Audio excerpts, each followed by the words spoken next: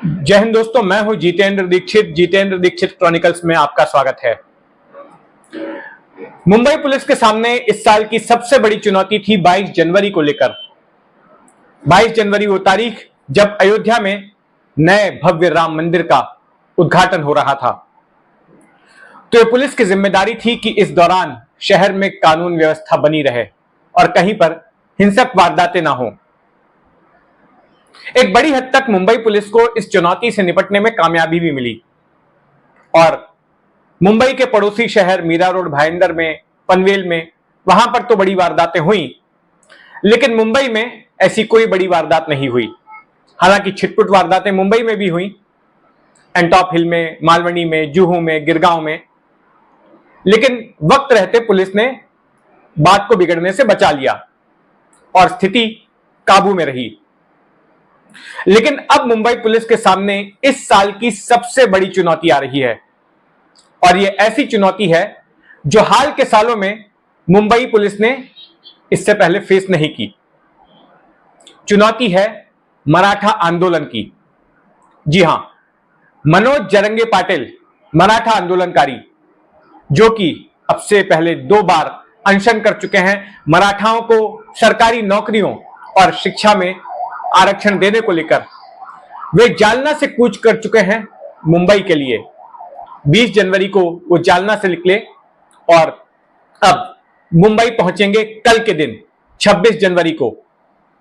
आज वो नवी मुंबई पहुंच रहे हैं और ये मुंबई पुलिस के लिए चुनौती इसलिए है क्योंकि आशंका जताई जा रही है कि करीब 2 से 2.5 करोड़ मराठा आंदोलनकारी उनके आंदोलन के दौरान मुंबई में मौजूद रहने वाले हैं, मुंबई पहुंचेंगे।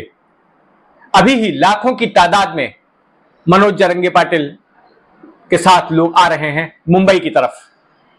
उन्हें कहीं पर भी रास्ते में पुलिस ने रुकाया नहीं। ना तो पहले वो बीड़ में गए, वहां रुकाया, ना अहमदनगर में, ना पुणे में और ना पनवेल में। और ये माना जा रहा है कि मनोज जरंगे पाटिल मुंबई में दाखिल होने वाले हैं। चेंबूर से उनकी पदयात्रा शुरू होगी और उसके बाद वे या तो आजाद मैदान में या फिर शिवाजी पार्क में, इन दोनों में से किसी एक ठिकाने पर आमरण अनशन शुरू करेंगे। हालांकि इन दोनों ही ठिकानों के लिए मुंबई पुलिस ने उनको अब तक अनुमति नहीं दी है। मुंबई पुलिस ने एहतियातन हथियारबंदी लागू कर दी है। फरवरी के पहले हफ्ते तक जुलूस निकाले जाने पर पाबंदी लगा दी गई है, तब तक की मियाद तय कर दी गई है। लेकिन यह समझना होगा कि अगर सरकार के साथ बात नहीं बनती है मनोज जरंगे पाटिल की और वो नहीं मानते हैं, तो ऐसी स्थिति में मुंबई पुलिस के पास क्या रणनीति है, मुंबई पुलिस कैसे संभालेगी इतनी बड़ी भीड़ को। क्योंकि मनोज जरंगे पाटिल ने पहले ही चेतावनी दी थी कि अगर 20 जनवरी तक सरकार मराठाओं को आरक्षण देने की अधिसूचना जारी नहीं करती है तो फिर मुंबई को ठप कर दिया जाएगा। और इस बार मनोज जरंगे पाटिल ने कहा है कि वो आरक्षण लिए बिना वापस नहीं लौटेंगे, भले ही उनकी मृत्यु हो जाती है तो। और उन्होंने ये भी चेतावनी दी कि अगर उन्हें कुछ हो गया तो महाराष्ट्र की एक भी सड़क जो है खुली नहीं रहेगी। यानी कि एक तरह से वो चेतावनी दे रहे हैं कि हर जगह पर रास्ता रोको शुरू हो जाएगा। और ये कहा कि अगर उनको रोकने की कोशिश की गई तो सरकार अपने इस फैसले पर पछताएगी। तो बड़े ही आक्रामक तेवर के साथ मनोज जरंगे पाटिल आगे बढ़ रहे हैं मुंबई की तरफ।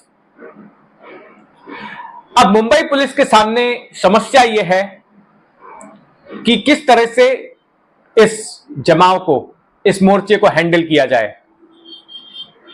एक तरफ 2 से 2.5 करोड़ मराठा आंदोलनकारी होंगे और वहीं दूसरी तरफ मुंबई पुलिस के जवान कितने हैं? 41,000 की सैंक्शन स्ट्रेंथ है जानकारी के मुताबिक। उसमें भी 12 से 13,000 वैकेंसीज हैं, पद खाली पड़े हैं, उन्हें भरा नहीं गया है। जाहिर तौर पर बाहर से state reserve police, rapid action force या फिर सीआरपीएफ को बुलाया जा सकता है कानून व्यवस्था संभालने के लिए, लेकिन क्या वे सब भी पर्याप्त हो पाएंगे इन करोड़ों की भीड़ को संभालने के लिए? मराठा आंदोलन मुंबई की ओर कूच कर रहा है। इस आंदोलन में लाखों लोग शामिल होने की सम्भावना को नकारा नहीं जा सकता। एक जगह पर जहां पर इतने लोग आ रहे हैं और मुंबई पुलिस में जिस तरह से पद की रिक्तियां है, तो निश्चित तौर पर कानून और व्यवस्था को लेकर मुंबई पुलिस पर जबरदस्त प्रेशर है। हमने जो हाल ही में जो आरटीआई में जानकारी निकाली, तो उससे पता चलता है कि करीब 13,000 पद ये मुंबई पुलिस में रिक्त है। सरकार एक जगह पर पद नहीं भर रही है और दूसरी जगह पर जो अलग अलग आंदोलन होने की वजह से मुंबई पुलिस पर प्रेशर बनता जा रहा है।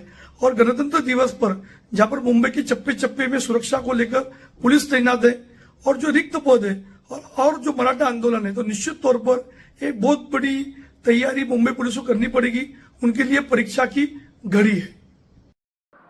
इससे पहले देखा गया कि मनोज जरंगे पाटिल ने जब 2 बार अपना अनशन किया तो उस दौरान काफी हिंसा हुई।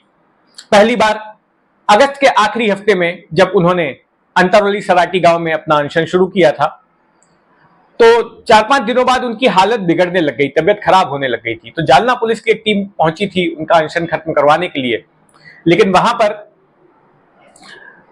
मराठा आंदोलनकारियों और पुलिस की टीम के साथ भिड़ंत हो गई, पथराव हुआ पुलिस की टीम पर, पुलिस को लाठीचार्ज करना पड़ा, कई लोग उसमें घायल हुए, दोनों ही तरफ के, पुलिस के भी और आंदोलनकारी भी। उसके बाद बड़ा बवाल मचा, राज्य के दूसरे इलाकों से भी हिंसा की खबरें आई और इसने एक राजनीतिक रुख भी अपना लिया। उद्धव ठाकरे मिलने के लिए पहुंचे मनोज जरंगे पाटिल से और घायलों से, शरद पवार वहां पर पहुंचे और कुल मिलाकर शिंदे सरकार घिर गई और सवाल उठाए जाने लगे देवेंद्र फडणवीस के ऊपर भी, क्योंकि वे महाराष्ट्र के गृह मंत्री हैं, पुलिस के बॉस। तो उनको माफी मांगनी पड़ी उस लाठीचार्ज के लिए और वहां के जो तमाम पुलिस अधिकारी थे उनको वहां से दफा करना पड़ा। तो दूसरी बार इसके बाद उस वक्त तो ये सारा कुछ बवाल मचा, उसके बाद फिर से एक बार वे अनशन पर बैठे। दूसरी बार भी हिंसा हुई राज्य के अलग अलग हिस्सों में और इस बार राजनेताओं को भी टारगेट किया गया, उनके घरों पर हमले हुए, उनके वाहनों पर हमले हुए, तमाम गांवों में उनके जाने पर पाबंदियां लगा दी गई और सरकार ने फिर घोषणा की कि देखिए ओबीसी कोटे के तहत जो कुंबी होने का सर्टिफिकेट जिन जिन मराठाओं को मिल जाएगा, निजामकालीन दस्तावेज मिल जाएंगे, उनको आरक्षण दे दिया जाएगा।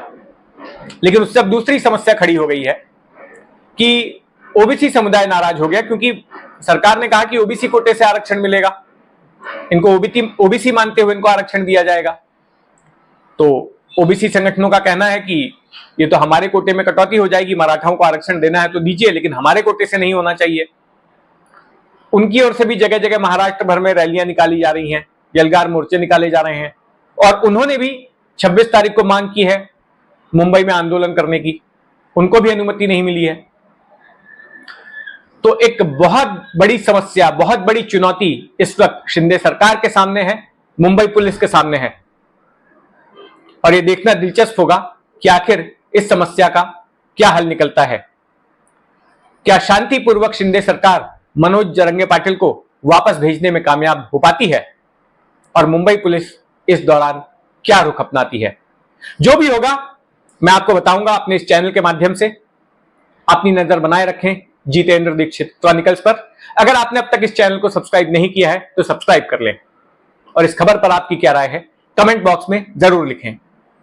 जय हिंद।